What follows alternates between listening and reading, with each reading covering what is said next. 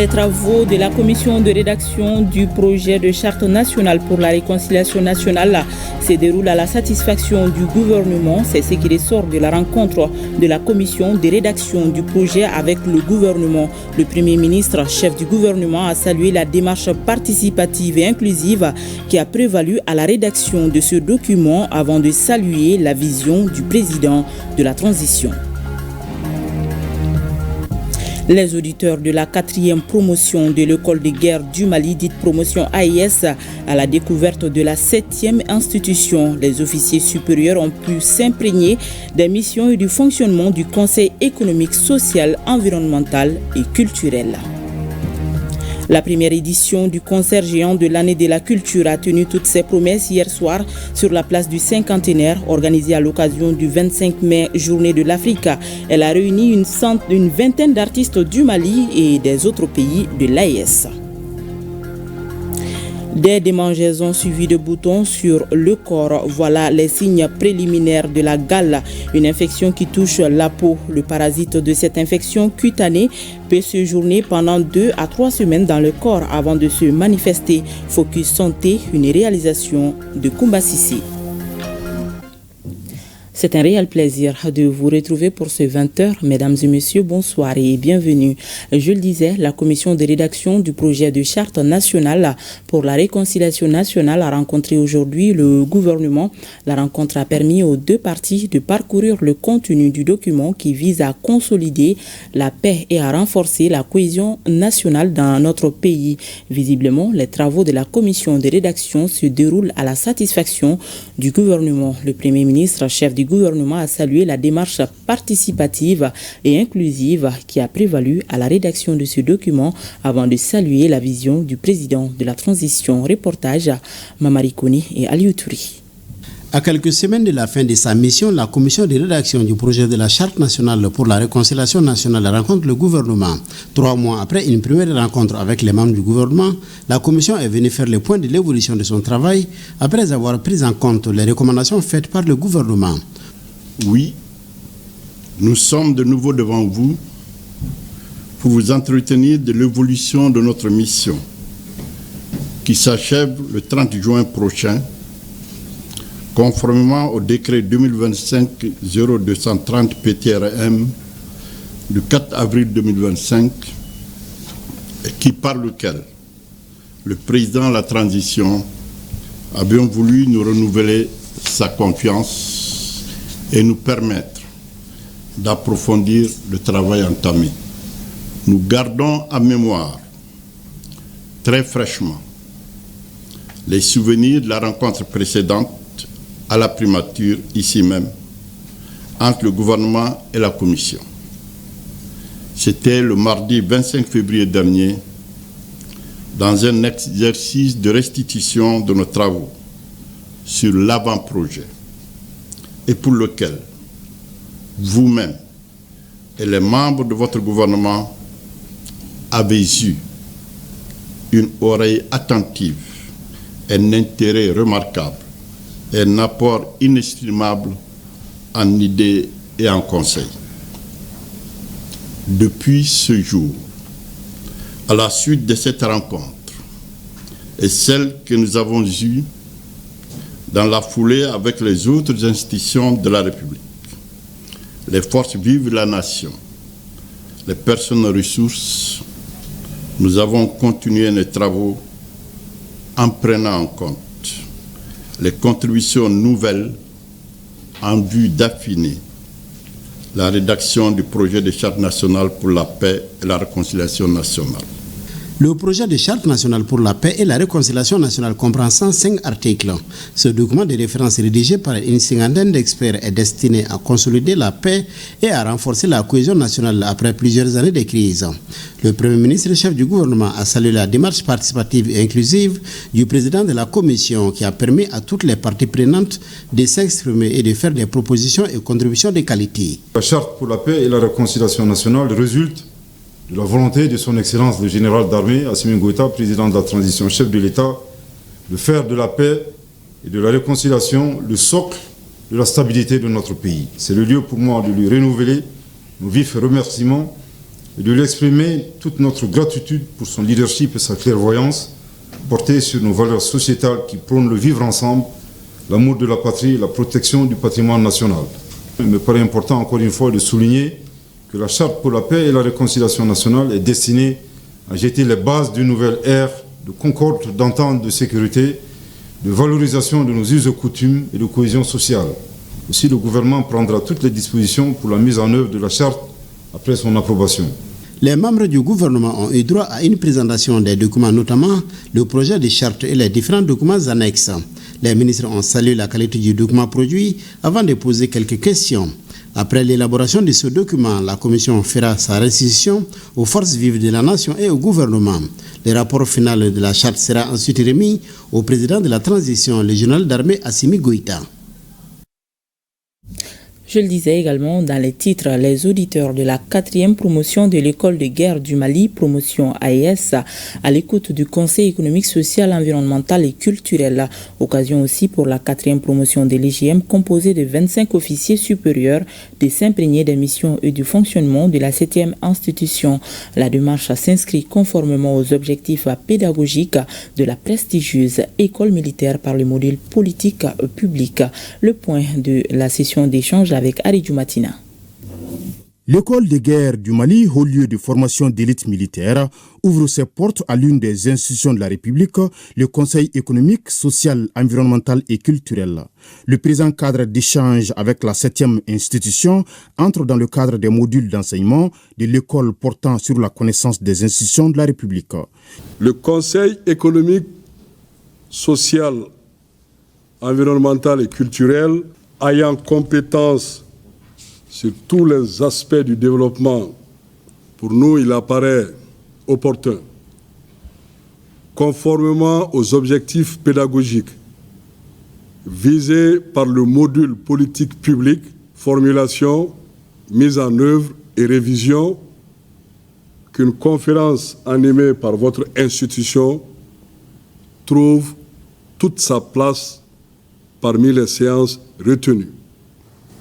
La session d'aujourd'hui consacrée au Conseil économique, social, environnemental et culturel renforce l'ancrage de nos officiers aux enjeux globaux du commandement moderne, car il n'est plus de victoire durable sans compréhension fine des dynamiques institutionnelles. Le Conseil économique, social, environnemental et culturel, 7e institution de la République du Mali, incarne cette force d'équilibre et de protection en l'intégrant dans les cursus stratégiques des guerres. Nous consolidons un pilier fondamental de la doctrine malienne de défense. Composé de 25 officiers supérieurs, 5 du Burkina Faso, 5 du Niger et 15 du Mali, les auditeurs de la 4e promotion de l'école de guerre du Mali, dite promotion AIS, ont ainsi été édifiés par les membres de l'institution, notamment par Brima Amadou Aïdara et Sidiki Makasouba, sur l'évolution historique, le cadre juridique et réglementaire, les missions et le fonctionnement du Conseil. La conférence, au-delà du symbolique, concrétise un dialogue fécond au niveau de l'État entre la sphère militaire et civile ou entre défense et développement socio-économique. En ce sens que l'institution collecte annuellement les besoins, les attentes et les problèmes de la société civile et rédige des rapports avec des orientations et des propositions.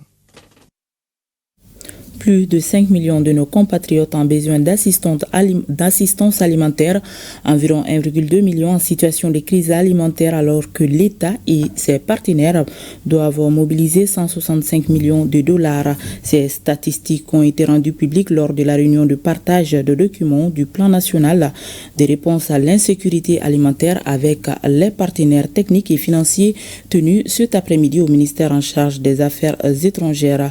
La mobilisation des partenaire a été apprécié par le chef de la diplomatie qui présidait les travaux. Nous y reviendrons au cours de ce journal avec Alusini Touri. Vous le savez déjà, Bamako abrite depuis la semaine dernière les travaux de l'atelier sur le financement des organisations terroristes dans les États du Sahel organisé par la coalition militaire contre le terrorisme. Vendredi dernier, un panel sur l'apport des ressources naturelles dans le financement du terrorisme a été développé par les experts en sécurité, l'exploitation de l'or comme facteur majeur de l'expansion des groupes et l'utilisation des mines pour le recrutement et la mobilisation des candidats au terrorisme ont fait l'objet d'un échange entre les participants à cet atelier. Pour plus de précision, écoutons le contrôleur principal de police Amara Doumbia, chef de service chargé de la stratégie et de renseignement au CENTIF. Il est au micro de Mamadou Fani. Le terrorisme, c'est une activité très complexe et qui se finance de façon transnationale. Ça veut dire qu'il y a d'autres mains qui peuvent être derrière, d'autres soutiens qui peuvent être derrière, parce qu'il n'y a jamais d'acte terroriste sans un soutien. Mais on a les soucis, c'est comment arriver à appréhender ces personnes-là qui sont en train de financer. Comment détecter des cas de financement du terrorisme. Ça veut dire qu'il faut renforcer la capacité de nos États, des enquêteurs, des autorités de poursuite et d'enquête. Et ensuite, outiller ces structures-là d'outils qui peuvent permettre de détecter des cas de financement du terrorisme. L'argent des terroristes, ça ne passe plus par les canons officiels, c'est-à-dire ce n'est plus par les banques ou bien les systèmes financiers décentralisés où ils vont faire transiter l'argent. Maintenant, leur mode opératoire évolue aussi en fonction du dispositif que l'État est en train de mettre en place. Dans une région, ils peuvent faire détenteurs de magasins ou bien de quincailleries, où les profits qui seront générés dans cette activité seront injectés directement dans leur activité du terrorisme. Donc c'est des nouveaux modes opératoires et ils changent ces modes-là à tout moment. Qu'est-ce que l'État peut faire? C'est encore accentuer les contrôles et cerner tous ces secteurs-là. Aujourd'hui, aucun secteur n'est laissé, n'a été oublié par l'État. L'État a pris des dispositions en prenant un décret pour nommer une autorité. Ça veut dire qu'un responsable dans chaque domaine aujourd'hui, il y a un responsable qui est chargé de veiller à ce que l'argent ne soit pas mis à la disposition des terroristes. Parce que pour lutter efficacement contre ces phénomènes, il faut tarir les sources de financement des terroristes. Les renseignements financiers aujourd'hui et les renseignements sécuritaires vont de pair. Donc nous, c'est un éveil de conscience pour interpeller encore nos autorités, pour dire que les renseignements sécuritaires ne doivent pas être seulement l'apanage et exploité par les militaires. Les renseignements, il faut collaborer avec les services d'enquête. Les membres des comités consultatifs de sécurité de Bamako ont bénéficié la semaine dernière d'une session de renforcement de capacités. Objectif, mieux répondre aux besoins d'insécurité et faciliter le contact entre les forces de défense et de sécurité et les populations. Le cadre a été organisé par le commissariat à la réforme du secteur de la sécurité en collaboration avec le Cap Sahel. Compte rendu Aminata Brima Ouedraogo avec le concours de la DIRPA. Renforcer les liens de coopération entre les forces de défense et de sécurité et la population, voici l'objectif du commissariat à la réforme du secteur de la sécurité à travers le comité consultatif de sécurité. D'où cette session de renforcement de capacité qui vise à mieux répondre aux besoins d'insécurité. Ces sessions sont d'une grande importance pour nous tous présents car elles touchent les acteurs clés du secteur de la sécurité au niveau régional et au niveau des communes. Et selon notre analyse, la mise à jour des compétences de ceux-ci contribue à favoriser l'amélioration de la gestion concertée et partagée de la sécurité, en tenant compte, bien évidemment, des rôles et des responsabilités de tout un chacun. Le Mali s'était engagé dans un processus de réforme du secteur de la sécurité depuis 2013, avec comme objectif global la quête de la sécurité humaine. Dans le but d'atteindre les objectifs, le gouvernement de transition a adopté une stratégie nationale de la réforme du secteur de la sécurité qui constitue la base juridique du processus au Mali. Durant 3 jours, Les participants ont été mieux outillés sur les notions telles que la police de proximité, les menaces et défis sécuritaires actuels ou encore des questions liées à l'environnement. Il s'agit en toile de fond de renforcer la confiance entre les citoyens et les forces de défense et de sécurité. Nous avons eu à approfondir les connaissances sur l'élaboration des plans d'action pour les CCS. Nous avons retenu que la sécurité et le développement sont étroitement liés. Les notions acquises par les bénéficiaires de cette formation, qui a enregistré la présence du gouverneur de Bamako, vont contribuer au renforcement du dispositif sécuritaire. Ceci à travers une collaboration renforcée entre les forces de défense et de sécurité et les populations.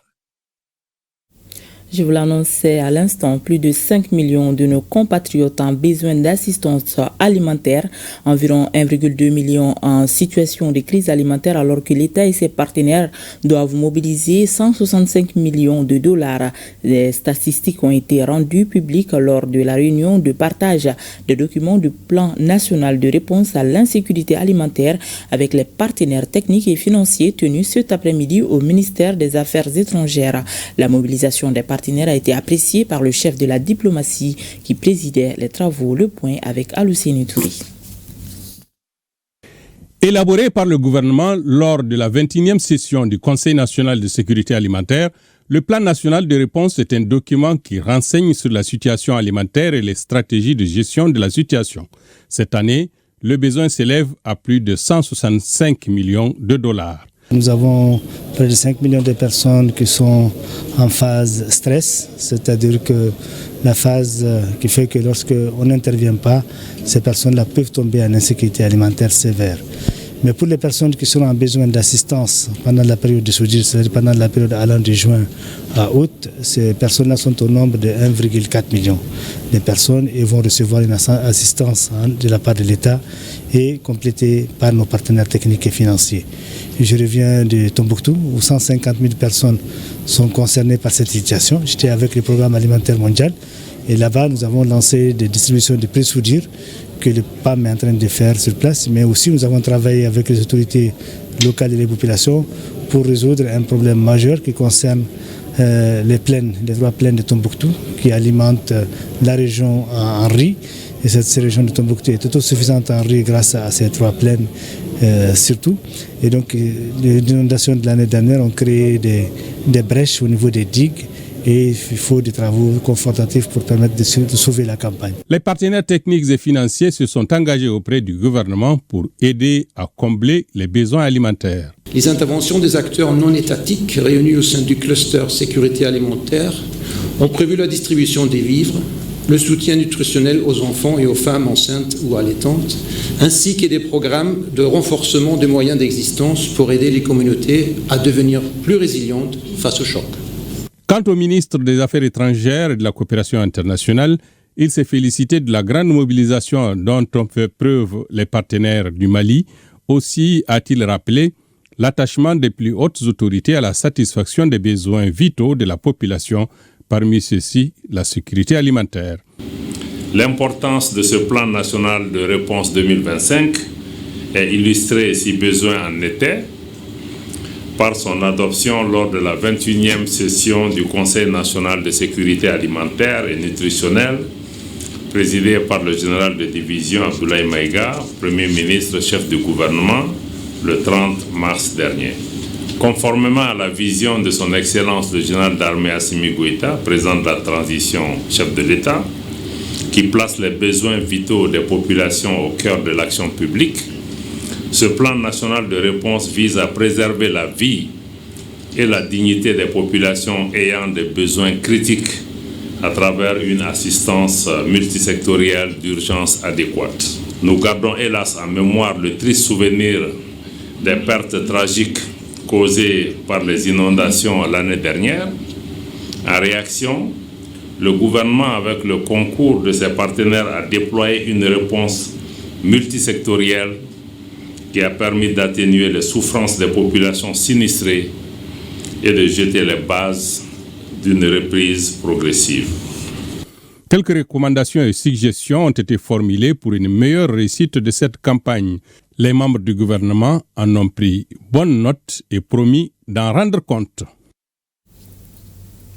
Améliorer durablement la qualité de l'éducation pour les enfants du Mali, surtout en termes de scolarisation et maintien des filles à l'école. C'est l'objectif des projets FIER, PASCOFI, Défi Mali, SCOFI, Cowater et Empower.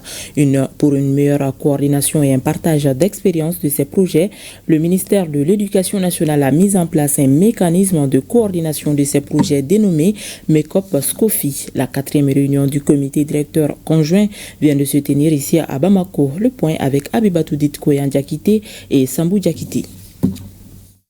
MECOP-SCOFI est un mécanisme de coordination des projets de scolarisation des filles mis en place par le ministère de l'Éducation nationale, au sein duquel se tiennent conjointement les comités directeurs des projets concernés. Il s'agit de 5 projets financés par le gouvernement du Canada à travers Affaires mondiales Canada au Mali. Ces comités conjoints que nous avons instaurés permettent de sortir de l'isolement programmatique pour créer des synergies concrètes, éviter les doublons et surtout accélérer les résultats en faveur de l'accès, du maintien et de la réussite scolaire des filles, partout où les défis sont les plus grands. Il s'agira pour nous tous, acteurs, exécutants, superviseurs, bailleurs de fonds, d'évaluer l'état d'exécution ainsi que les orientations et les plans de travail annuels des 5 projets à nous soumis, à savoir SCOFI, PASCOFI, Défi, FIER et Empower. Ces projets sont concentrés dans les régions de Ségou, Sam, Bandiagara, Mopti, Gao et Tombouctou. Et cela s'explique en raison du conflit qui a secoué certaines zones du pays. Selon la stratégie nationale de développement à moyen terme du Mali 2024-2033 et de 2019 à 2023, le nombre d'écoles fermées ou non fonctionnelles est passé de 1113 à 1659, affectant plus de 194 200 enfants et adolescents et 300 enseignants et enseignantes. Ces projets ont permis d'améliorer les conditions de maintien des filles à l'école. Grâce à ces projets, nous avons pu atteindre un ensemble de résultats en termes de formation, en termes de renforcement des capacités, en termes de sensibilisation des communautés pour qu'elles comprennent que l'éducation des filles est une priorité essentielle pour notre pays. Cette 4e réunion s'est tenue à Bamako à midi, heure locale, pour permettre aux différents sièges d'y participer par visioconférence à partir du Canada. Éducation au Mali, quelle direction? La question était au centre d'une vidéoconférence qui s'est déroulée à l'ambassade du Mali à New York aux États-Unis. Elle est organisée par Mali Watch avec comme principaux invités les ministres de l'Éducation nationale et de l'enseignement supérieur. La conférence était présidée par l'ambassadeur du Mali aux États-Unis, Sékou Berté. Le compte rendu avec Salif Ouedrago. Les ministres de l'Éducation nationale et de l'enseignement supérieur, en partenariat avec la diaspora malienne, accordent l'aide violente pour booster davantage le rendement du système éducatif malien. Cela à travers un partage d'expériences autour du thème éducation au Mali. Quelle direction? Tout ce qui peut nous aider à avancer, à améliorer ce que nous faisons et la façon dont nous le faisons, c'est bienvenu. Notre diaspora, nous l'avons salué à maintes occasions. Le thème de cette vidéoconférence est l'éducation au Mali, quelle direction prendre? La réponse des experts sur le système éducatif au Mali ont éclairé la lanterne de l'assistance. Cette vidéoconférence est une contribution de la diaspora malienne. Échanger sur l'apport de la diaspora intellectuelle, de la diaspora universitaire au système éducatif malien. Éducation nationale et enseignement supérieur. Donc c'est une rencontre d'une très haute importance avec des contributions de très grand niveau. Nous exprimons notre empressement évidemment à recevoir ces recommandations, vont nous aider à travailler de façon très formelle avec cette diaspora intellectuelle nationale. Au cours de cette rencontre meublée de panels d'échange et de partage d'expériences, il s'agit de tirer profit des recommandations en lien avec les réalités maliennes à la faveur de l'éducation nationale. L'université Yambo Wologem de Bamako dispose désormais du cycle master en langue, littérature et civilisation germanique. La rentrée de la première promotion a été faite vendredi dernier au cours d'une cérémonie solennelle initiée pour l'occasion. L'ouverture de ce master vient combler un vide entre les cycles licence et doctorat qui sont déjà opérationnels au sein de l'établissement. Tiamoko Konati. 9 étudiants, dont une fille, forment la toute première promotion du master de la filière germanique de l'université Yambo Wologem de Bamako. L'ouverture de ce cycle résulte d'un processus enclenché depuis plus d'une décennie. Cette formation aura pour centre d'intérêt la langue, la littérature et la civilisation. Ce master-là vient combler un vide, comme je l'ai si bien dit. Donc, en ce moment, le département études germaniques est en besoin crucial d'enseignants qualifiés. Donc, vous n'êtes pas sans savoir, pour pouvoir enseigner à l'université actuellement, il faut au moins un master. C'est pour nous un rêve devenu réalité, car nous avons été envieux des auditeurs en master d'autres départements, qui depuis quelques années ont connu une avancée remarquable en ce sens. Nous avons vu passer des années, de nombreuses années, en espérant. Et notre espérance n'a pas été déçue. Un pas de géant donc dans la formation académique au sein de l'établissement qui devra contribuer à renfermer les liens de coopération entre le Mali et l'Allemagne. C'est un jour très heureux pour l'Allemagne, pour la langue allemande. Ceux qui ont bien voulu apprendre l'allemand, c'est grâce à eux que les relations germano-maliennes restent toujours aussi solides et étroites et franches. Après maintenant 65 ans. Nous savons quand même que l'Allemagne a été le premier pays à reconnaître l'indépendance du Mali en 1960. Et que cette langue, c'est lui que traîne les pieds en matière de formation, ce n'est pas quelque chose de très intéressant. Et voilà pourquoi nous nous réjouissons aujourd'hui que le master là, c'est lui que soit lancé dans le secteur académique dont nous avons le plus besoin aujourd'hui. C'est que pour sortir notre pays de toutes les crises, c'est qu'elle est en train de traverser. Cette cérémonie marque l'effectivité du démarrage du cycle master en allemand à l'université Yambo Wologem de Bamako. Les étudiants y ont fait une prestation de sketch portant sur les relations interpersonnelles, brisant toute appartenance sociale.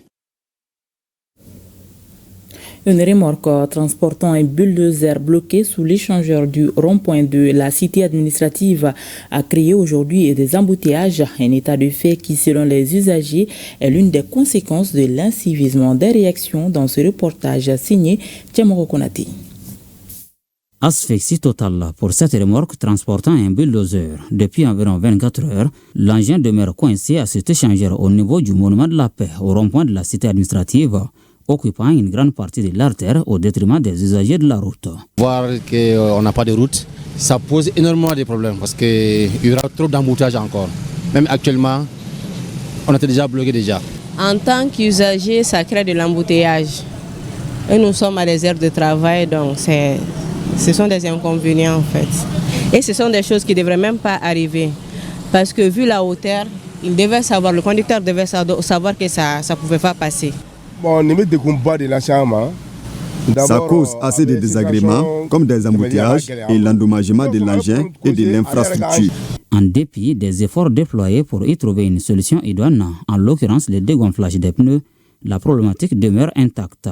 Nos interlocuteurs pointent un doigt accusateur sur le non-respect des normes en matière de transport. Moi je trouve que c'est un fait exprès parce que normalement, une fois que tu t'engages, normalement tu dois contrôler d'abord en haut. Si tu vois qu'une fois que ça touche, il faut essayer de reculer un peu en arrière. Ouais, c'est de l'incivisme alors.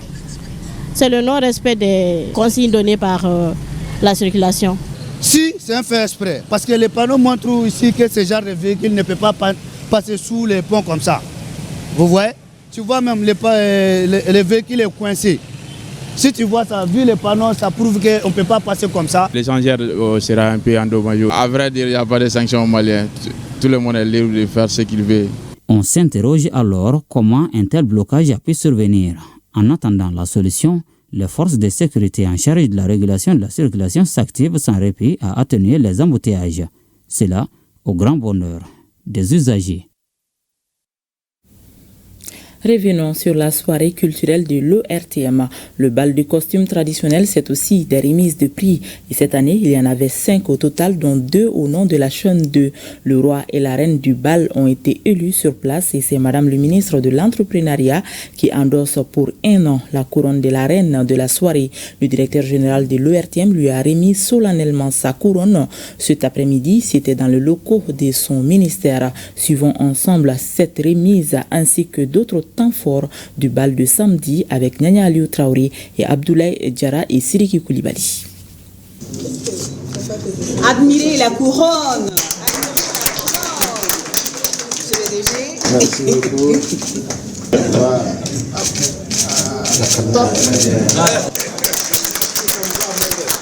C'était la reine du bal du costume traditionnel de l'ERTM édition 2025. Le choix a sûrement été très ardu tellement les femmes ont rivalisé de beauté. Toutes les ethnies du Mali étaient représentées. Jugez-en vous-même par ces images.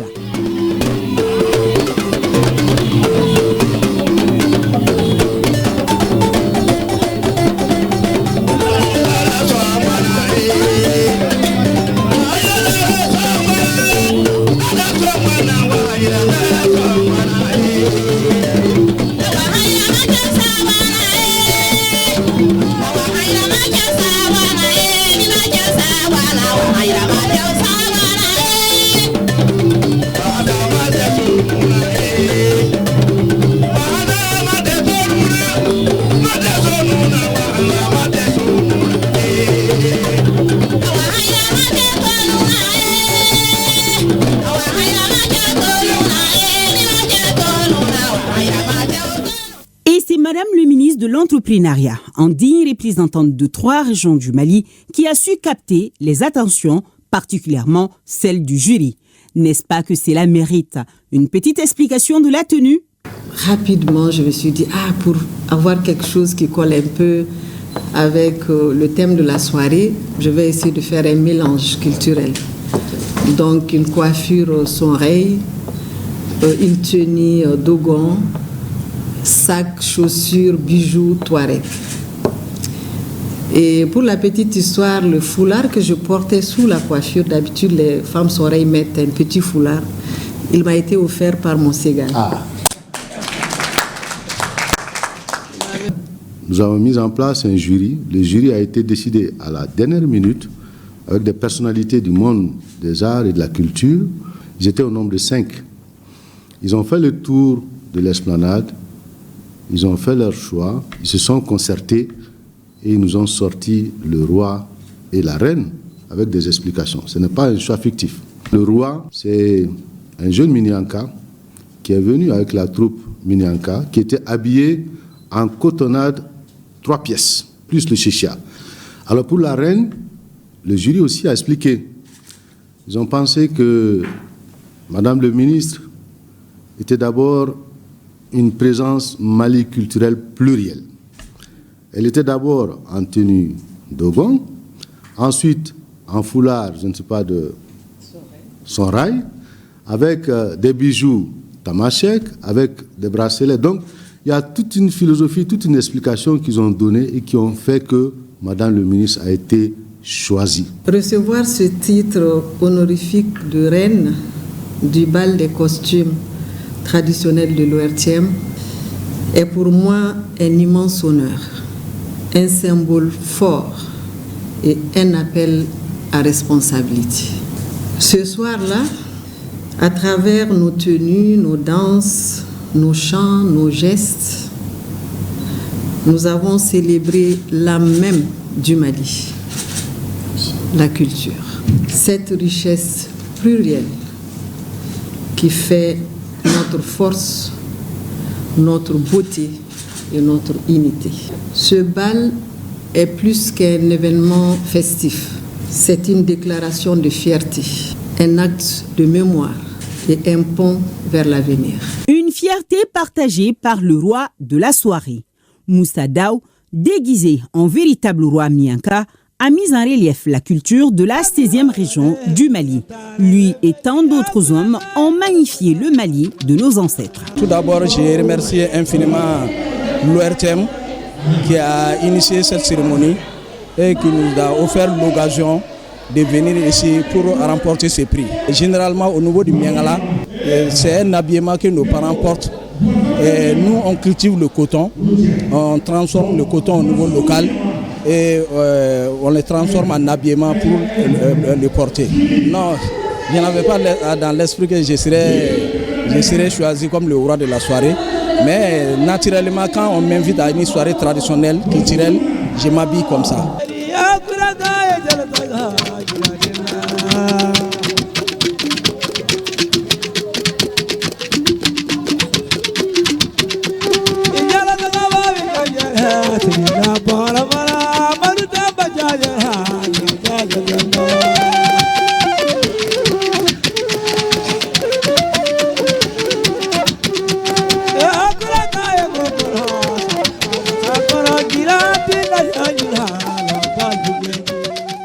Le bal de costumes traditionnel, c'est aussi un moment de récompense. Les auditeurs de la chaîne 2 choisissent les meilleurs artistes nationaux à travers les émissions Face au Kunkan, animées par Lamine Sissoko, et Multitop par Moussa Tidjani Kanté, MTK, pour les fidèles.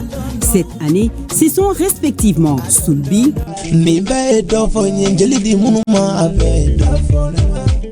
et Bigini Baraga qui ont reçu les trophées. Arrêtons-nous un instant sur le champion de la lutte traditionnelle, Balamba, aux couleurs de l'AES. Aux prises, 20 lutteurs dont 10 du Mali, 5 du Burkina Faso et les 5 autres du Niger. La finale s'est jouée entre le Mali et le Niger. Et c'est le Malien Lamine Djanda, charretier de profession, qui est sorti vainqueur. Cette soirée dédiée au brassage ethnique, c'est également des moments d'escapade et de relâchement. Et regardez ces pas de danse du directeur marketing de l'ERTM Mahamadou Kone. Je vous laisse les attribuer à une contrée du Mali.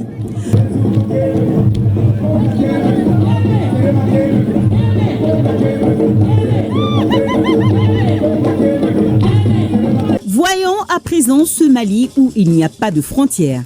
Saluons les efforts de Madame l'ambassadeur des États-Unis d'Amérique qui se laisse aller au rythme du Nyokon Miaka, tout comme Madame Rakitala du CNT et Madame le ministre Oumoussal Sek. 2025 déclaré année de la culture par les autorités de la transition est bien parti. En tous les cas, la chaîne publique est en train de jouer pleinement sa partition. Notre diversité culturelle n'est pas un obstacle. Elle est notre socle. Elle nous rappelle que du fleuve aux dunes, des montagnes aux plaines, nous formons un seul peuple, uni par des valeurs communes. Le respect, la solidarité, la dignité. Allez, en avant, que tous s'y mettent afin que notre Mali brille au firmament des étoiles dans la paix et dans la cohésion sociale.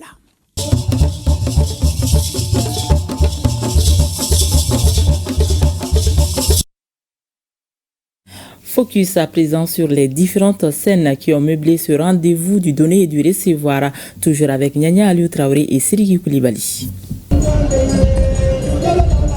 Le RTM, une fois de plus, a répondu à sa mission de service public. Cette fois sur le terrain de la valorisation et de la promotion de la riche culture malienne. Le CICB a aménagé le temps d'une soirée, nous plonge dans ce Mali fort de sa diversité. Un petit tour sur les différentes scènes nous édifie sur ce patrimoine à sauvegarder. Ici, vous avez les lutteurs, ils étaient nombreux à se prêter à ce jeu qui remonte très loin dans le folklore des plateaux d'Ogo. L'entraîneur fait son travail. Allez, entraîneur, un véritable régal partagé par un public admiratif qui n'a pas manqué une seule miette du spectacle qui a duré des heures.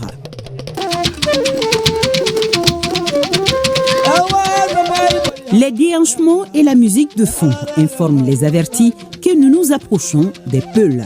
Nos fidèles bergers, fiers propriétaires de bœufs, se sont surpassés dans la représentation. Du lait frais, on y avait droit en quantité partout durant la soirée. Ici, les Sarakoulés. D'ailleurs, leur prestation sur la scène principale a été un véritable moment de communion entre les invités. Chacun s'est défoulé au son de leurs instruments comme si c'était du déjà connu.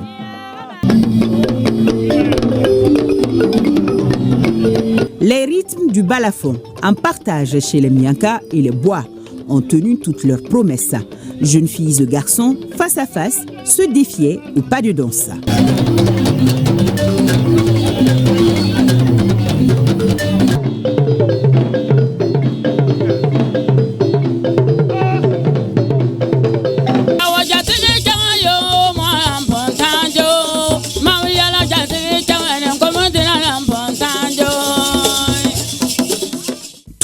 Monde à l'unisson célébrait le Mali fort de son multiculturalisme. Et justement, c'était le message fort lancé par les membres du gouvernement présents à la soirée. Un Mali un et indivisible. C'est cette force qui émanait aussi de la place aménagée pour la restauration. Les ingrédients des plats proposés sont cultivés chez nous, donc accessibles et nourrissants. Vous avez le fari, l'acra, à base d'haricots, très nutritif, le tau, le laro et le froufrou, appelé galette, tous faits à partir du mil. Et les jus locaux, tamarin, bissap, gingembre, zira, jus de baobab. De vrais délices locaux. Le bal de l'ERTM visiblement tourné vers l'ère numérique. Entre modernisme et traditionnalisme, un stand photo sert de pont. Et devant les flashs, ça se bousculait. Chacun veut marquer dans le temps son passage à ce rendez-vous culturel en ayant sa pose dans son fauteuil en osier magistral. Finissons cette tournée de l'esplanade du CICB par la scène principale. On est vite impressionné par le mouvement d'ensemble des invités. Sans aucune répétition, tous convergeaient dans une ambiance bon enfant et esquissaient sans contrainte les pas de danse appris depuis l'enfance. Parce que ce folklore n'est autre que notre identité et il refait surface sans la moindre difficulté. N'est-il pas beau le Mali ? Surtout quand il est célébré dans sa diversité culturelle. Et le bal de costume traditionnel de l'ERTM est ce trait d'union qui unit les Maliens.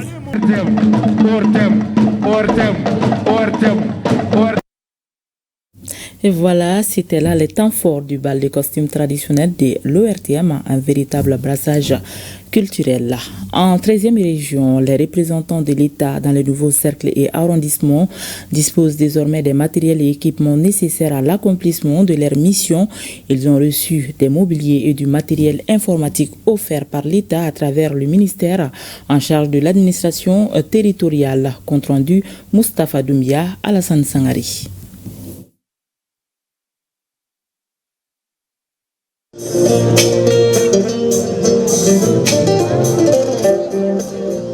Ici au Mali, cette journée du 25 mai a été marquée par un spectacle gratuit dénommé le Grand Concert de l'année de la culture. Cet événement est initié par le ministère en charge de la culture et entre dans le cadre du programme de 2025, l'année de la culture.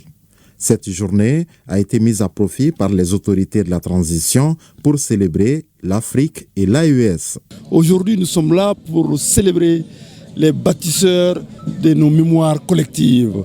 Je vais dire le président, le feu Modibo Keïta, ses compagnons pour l'unité africaine. Mais surtout, nous sommes là pour célébrer l'Afrique contemporaine, mais surtout les fils du Sahel, le Sahel debout.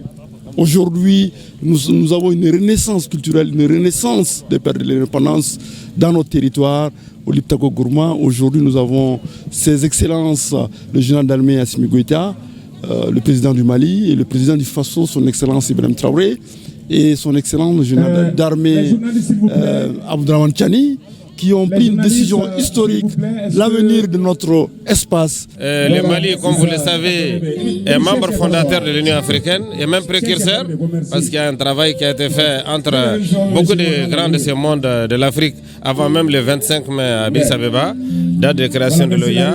Donc ce soir, nous sommes là pour magnifier cette date. C'est la journée de la renaissance du continent. C'est un symbole pour les jeunes générations. Qu'elles sachent que depuis 1963, les Africains se battent, les leaders de ce continent se battent pour apporter à l'Afrique sa souveraineté, sa dignité, son indépendance économique et culturelle. Et nous sommes sur cette lancée. Le président de la transition nous a instruit cela et le gouvernement de la transition va continuer cette œuvre. Et nous comptons sur la population malienne, particulièrement la jeunesse et les femmes, pour réussir ce grand challenge. Les artistes maliens, burkinabés et nigériens ont saisi cette opportunité pour véhiculer des messages de paix et de l'unité entre les peuples de l'AES. Qu'il y ait des occasions comme ça pour réellement une meilleure cohésion des gens et que chacun vienne avec sa différence pour le conjuguer avec la différence d'autrui pour créer le Mali de demain. Il n'y a pas toute génération confondue. J'ai déjà félicité le ministre de la culture et le soutenir dans tout ce qu'il fait au nom du Mali, au nom de la culture. Et nous invitons tous les Maliens à supporter la culture. Malgré les heures tardives, les deux membres du gouvernement ainsi que l'ambassadrice du Burkina Faso sont restés aux côtés des artistes jusqu'à la fin de la soirée. Vous l'aurez compris, c'était là la première édition du concert géant de l'année de la culture et c'était hier soir sur la place du cinquantenaire. Cette première édition a été l'occasion de célébrer également la journée du 25 mai, jour de l'Afrique, mais aussi l'AES. Et plus de une vingtaine d'artistes du Mali et des pays de l'AES y ont pris part. L'événement était présidé par les ministres en charge de la culture et de la communication. C'était un reportage de Ibrahim Kaou Konati. Les journées d'enrôlement à l'assurance volontaire pour la culture AVOC ont démarré au Centre international de conférence de Bamako, une initiative soutenue par le ministère chargé de la culture en collaboration avec les organisations fêtières de la culture et de l'artisanat. L'objectif est d'atteinte d'environ 1 million d'artistes inscrits par an. Mariam Koulibaly.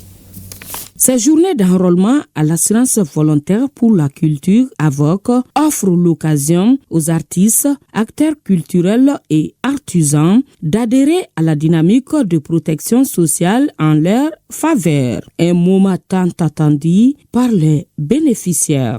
C'est une très belle initiative et que nous encourageons, que nous soutenons également parce que c'est une première. Voilà, ça fait très longtemps que nous cherchons une opportunité de rentrer dans la protection sociale des artisans, des artistes et même des guides touristiques et autres. Dieu merci, l'opportunité vient d'arriver, donc il nous reste de mobiliser nos ressortissants. Le dispositif qui intervient dans le cadre du projet Mali Culture 2025 garantit aux adhérents 3 services essentiels, notamment l'assurance maladie, l'allocation familiale et la pension des retraites. L'AVOC est ouverte à tous les acteurs privés relevant des fêtières de la culture, de l'artisanat et du tourisme. Il est extrêmement important qu'on vienne s'enrôler. Pourquoi ? Ça permet de garantir non seulement un présent, mais aussi un avenir radieux pour nous les artistes, nous les acteurs culturels et les artisans qui sortons finalement de la précarité au même titre que les autres corps de métier. Il n'est pas rare que les artistes reconnus soient contraints de lancer des appels à l'aide pour la prise en charge de leurs ordonnances ou pour le paiement de leur loyer.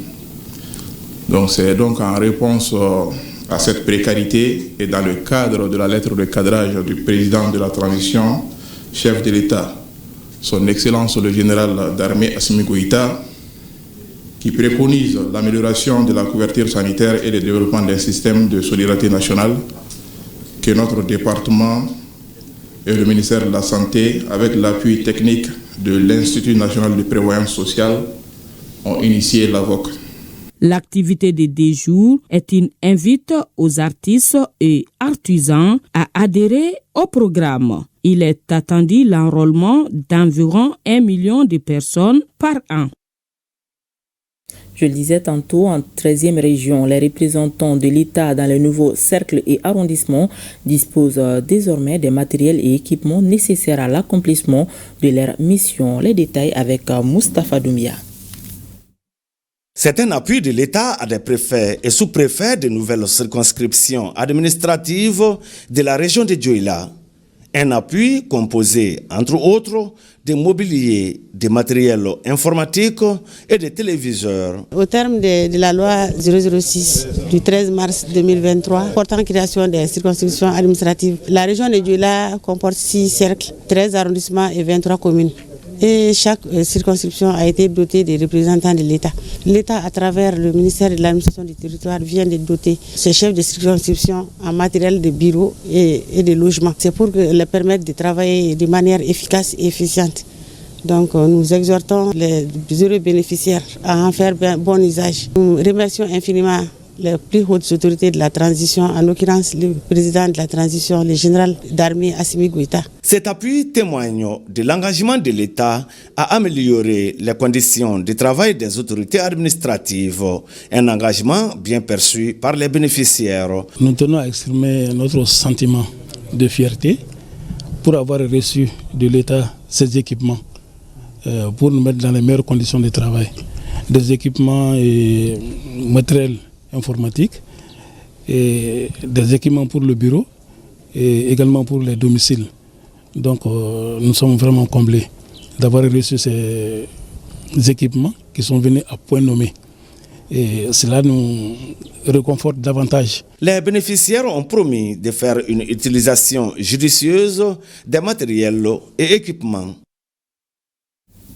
Plus de 19 000 milliards de francs CFA d'encours de crédit, plus de 5 000 milliards de fonds propres. La caisse Niesigiso de Kita se caractérise par plus de 27 000 milliards de francs CFA de bilan consolidé. C'est ce qui ressort de la 25e Assemblée générale ordinaire annuelle tenue sur place à Kita le week-end dernier. De Kita, le compte-rendu de Mahamadou Alioubari.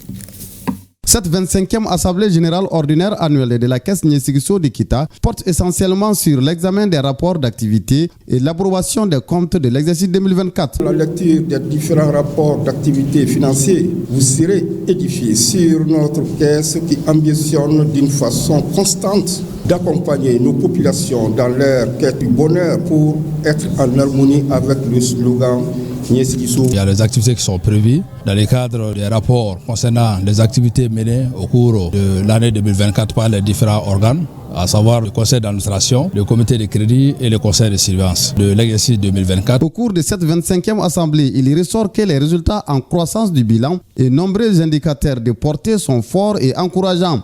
Le taux d'impayé a dépassé les 10% d'encours crédit contre 8% de l'année dernière.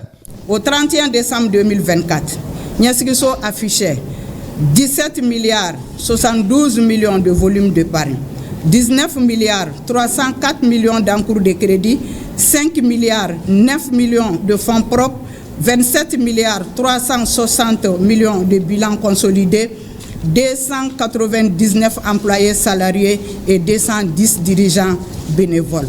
Je ne doute guère que les documents qui vont être soumis à votre appréciation feront l'objet d'un minutieux examen en vue d'orienter les administrateurs vers des stratégies d'action à valeur ajoutée pour vos entités de base, notamment celles relatives à la mise en conformité et à la réglementation qui demeure un défi essentiel pour les systèmes financiers décentralisés au Mali. La caisse Niesigiso de la zone de Kita joue un rôle prépondérant dans l'économie nationale et particulièrement dans la 12e région administrative du Mali, à travers ses caisses de Badenko, Djidjan, Sirakoro et Kassaro. Les pèlerins maliens ont déjà accompli le Umrah. Ils se préparent pour le Hajj à la Mecque pour dire que tout se passe bien grâce au soutien des plus hautes autorités du pays. Cependant, on annonce la mort de 2 pèlerins à Médine. Toutes ces informations émanent du directeur général de la maison du Hajj, Abdul Fattah Sissi. Il est au micro de nos envoyés spéciaux, Toumani Diabaté, Amalandouré, Suleiman Kenza Sidibi. Le bilan vraiment est positif aujourd'hui parce que aujourd'hui on peut donner la confirmation que l'ensemble des quotas octroyés au Mali est consommé à 100%. Il s'agit de 13 323 pèlerins et les 12 800 sont déjà arrivés à la Mecque. Aujourd'hui, on est avec le transport des pèlerins vers la Mecque. Après 8 jours de séjour ici à Médine, voilà, on est avec notre 2e et 3e vol et les 4e, 5e vols vont suivre après. Et les délégués, ils sont déjà à la Mecque pour accueillir les pèlerins qui sont en route. Voilà, tout se passe très bien, il n'y a pas vraiment de problème. On peut donner la confirmation aujourd'hui que vraiment il n'y a pas de problème pour ce qui concerne les pèlerins maliens, que ce soit à Médine et à la Mecque, et tout se passe très bien et le bilan est positif. Le bilan santé, Dieu merci, tout se passe très bien. Certes, il y a eu des maladies, il y a eu des cas de décès, 2 cas de décès côté filière privée, mais on peut donner la confirmation qu'aujourd'hui, les pèlerins maliens se portent très bien, alhamdoulilah, Dieu merci. Et ils ont déjà commencé à faire leur umrah pour se préparer pour le Hajj, Mina, Arafat, Muzdalifa à partir de 6 juin, Inch'Allah.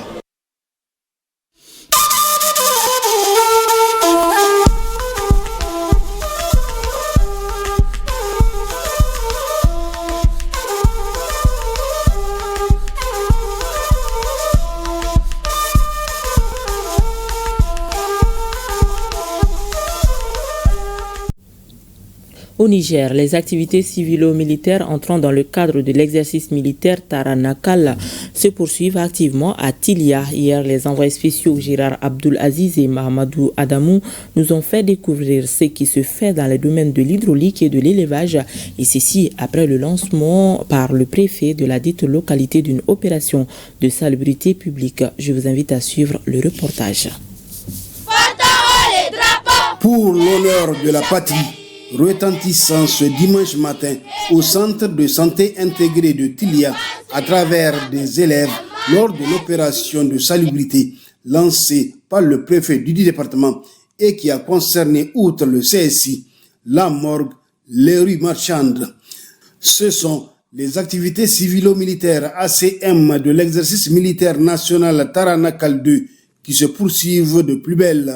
À travers cette activité ACM, vraiment, ça permet au moins de créer un climat de confiance et permettre à cette population d'être plus résiliente. Parmi ces ACM figure également la distribution d'eau potable aux ménages n'ayant pas accès facilement à cette denrée précieuse. Nous avions trouvé les sapeurs-pompiers chargés d'exécuter la tâche en train de servir des réfugiés maliens. Nous avons ravitaillé 127 ménages en eau, soit une quantité de 44 125 litres d'eau.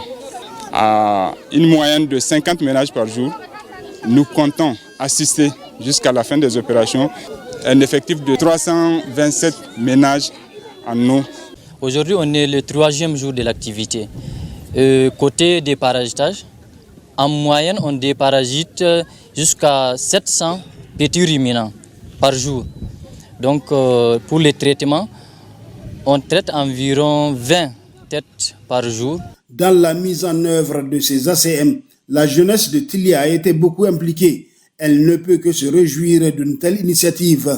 Avec cet exercice Taranakal, la communauté de Tilia, la jeunesse en particulier, a profité. Nous disons merci au président de la République, chef de l'État. Les autorités administratives et coutumières aussi ont saisi l'opportunité pour présenter au nom des populations de Tilia leur gratitude à l'endroit des plus hautes autorités militaires pour l'attention particulière qui leur est accordée. Taranakal 2, c'est jusqu'au 28 mai prochain, de même que les ACM y afférentes.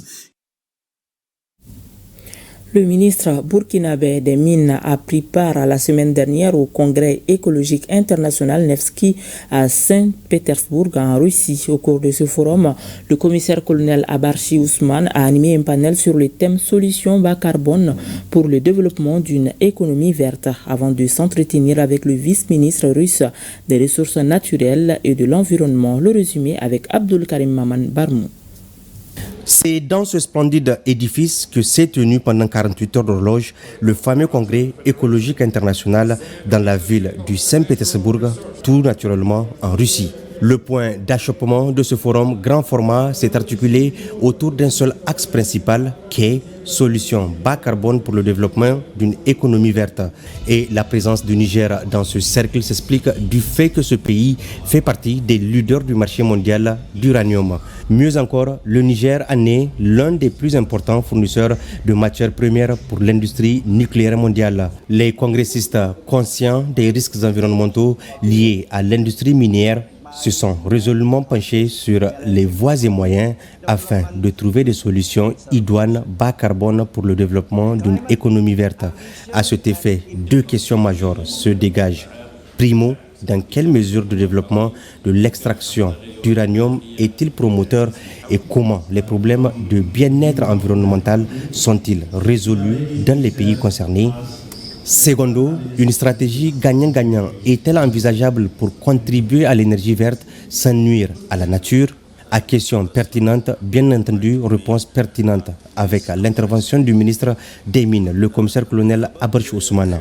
En marge de ce forum ayant regroupé plusieurs pays concernés par cette question cruciale liée aux solutions bas carbone pour le développement d'une économie verte, le ministre des Mines, le commissaire-colonel Abarch Ousmane, qu'accompagne une forte délégation, s'est longuement entretenu avec le vice-ministre russe des ressources naturelles et de l'environnement, Dimitri Tetinkin. Le renforcement de la coopération entre les deux pays était au centre des échanges.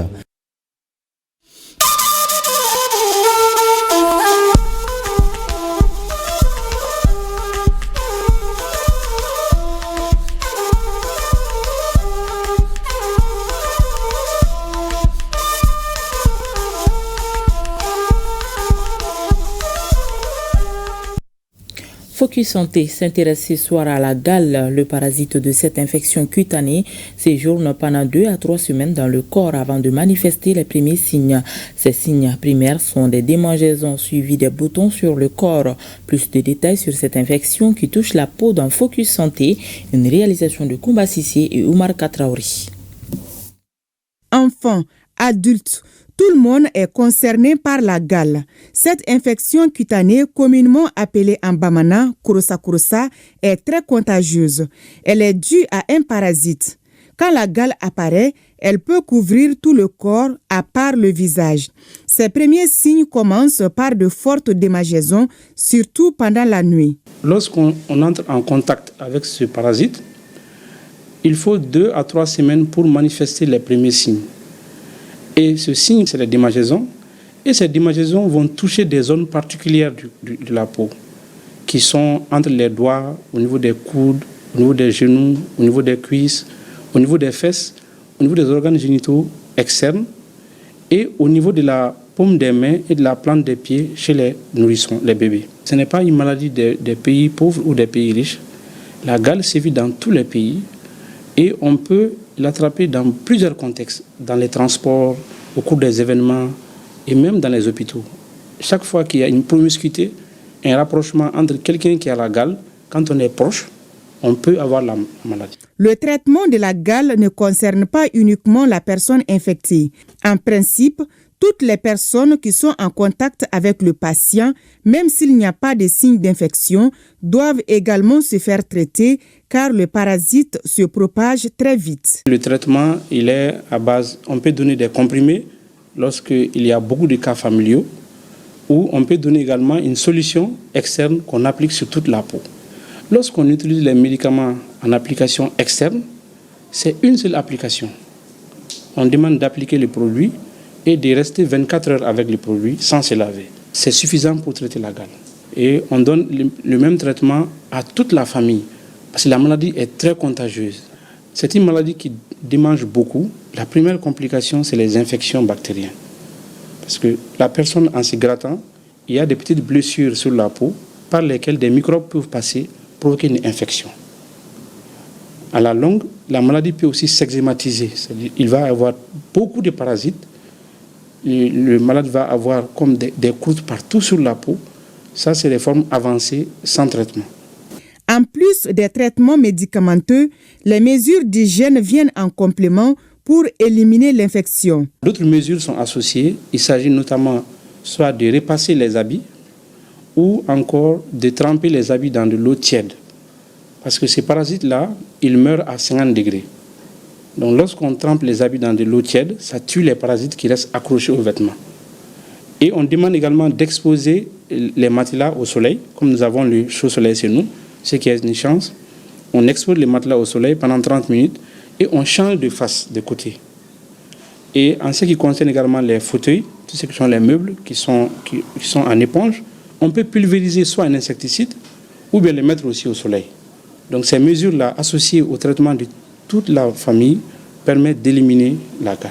Dès que vous constatez des démangeaisons, surtout pendant la nuit, n'hésitez pas à vous faire consulter. La prise en charge de ces démangeaisons, considérées comme premier signe de la gale, permet d'éviter la propagation des boutons sur le corps, des boutons qui sont douloureux et sont accompagnés très souvent de la fièvre. Voilà, c'est ce qui met un point final à cette édition. Merci à vous de l'avoir suivi. À demain, même heure, s'il plaît à Dieu.